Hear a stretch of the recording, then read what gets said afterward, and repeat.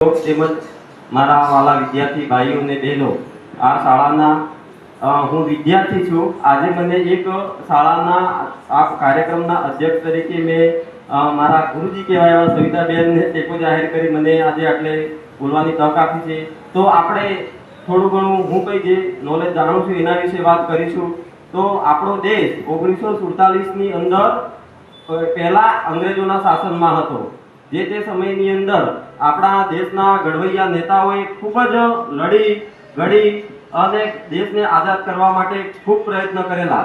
એ 15મી August 1947ના મધ્યરાત્રિએ અંગ્રેજોએ જ્યારે લાલ કિલ્લાની અંદર જાહેરાત કરી કે ભારત દેશ સ્વતંત્ર થઈ ગયેલ છે, અને એ વખતે આપણા દેશના જે ઘડવૈયા નેતા હતા તો એમને જાહેર કર્યું અને આપણો દેશ મધ્યરાત્રિએ આઝાદ કરવામાં આવ્યો, અંગ્રેજીના છુટકારામાંથી આઝાદ કરવામાં।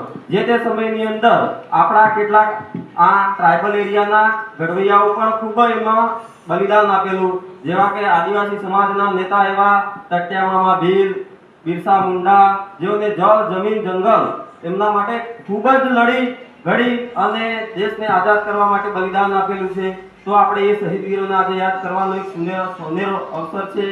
ત્યારે એમને પણ આપણા ટ્રાઇબલ એરિયાની અંદર ખૂબ જ કેટલાક બંધારણીય કાયદા પણ અમલમાં મૂકેલા છે। તો એ કાયદાને પણ આપણે માન આપી સન્માન આપી આજે આપણે એનું જતન કરવું જોઈએ। તેમજ આપણા દેશના રાષ્ટ્રપિતા એવા મહાત્મા ગાંધી, જેઓ આપણા ગુજરાતના હતા અને એમને પણ દેશ માટે ખૂબ મોટું બલિદાન આપેલું।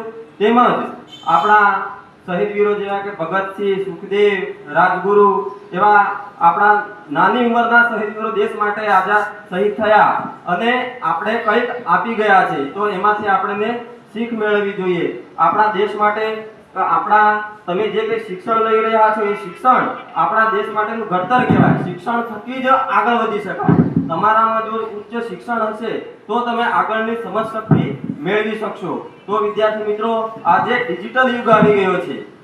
પહેલા હું ભણતો ત્યારે બધી ચોક ડસ્ટરથી ચાલતું હતું અને અત્યારે ડિજિટલ એટલે કે તમે આ ડિજિટલની અંદર તમારે પ્રવેશવા માટે થોડું ઘણું ડિજિટલ જ્ઞાન તેમજ અંગ્રેજી વિષય ઉપર થોડો પ્રભાવ તમારે વધારે હશે તો તમે કેળવી શકશો। કેમ કે આપણો દેશ આઝાદ થયો છે, પરંતુ ટેકનોલોજી વિદેશી છે। આપણાથી તે ટેકનોલોજી વાપરી રહ્યા છીએ જે ચીન છે, અમેરિકા છે, કેનેડા છે, એવા દેશોથી બધું ભેગું કરીને આપણે અહીંયા યુઝ કરવામાં આવે છે। તો અન્ય ભાષા આપણે એમની ભાષા ના સમજાય એટલે આપણે મોટા ભાગે સોફ્ટવેર ઇંગ્લિશની અંદર આવતા હોય છે।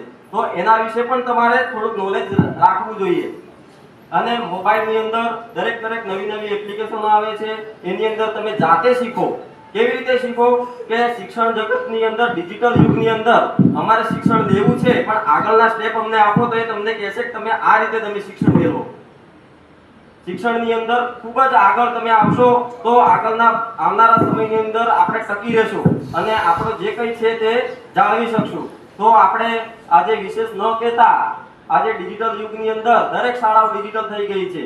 તો ડિજિટલ વિશે તમે બાળકો, શિક્ષકગણ દરેક બાળકોને અંગ્રેજી વિષય ઉપર સારું પ્રભુત્વ રહે એવી આશા સાથે વિરમું છું। જય હિન્દ, જય ભારત।